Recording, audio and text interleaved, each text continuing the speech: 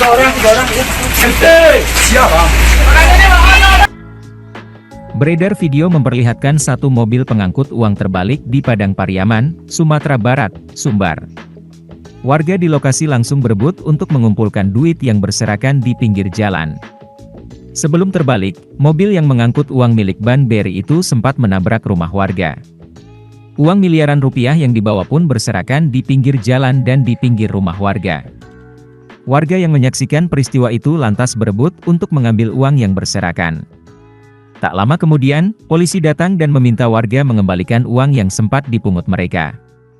Belum mendapat rincian berapa banyak uang yang dibawa mobil yang terbalik tersebut, namun uang itu sudah dikembalikan ke pihak bank. Akibat kecelakaan, 2 orang mengalami luka serius dan dilarikan ke rumah sakit terdekat.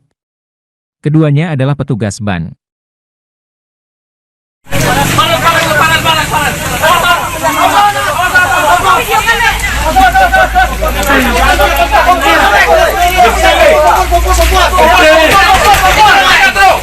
Tiga orang ya.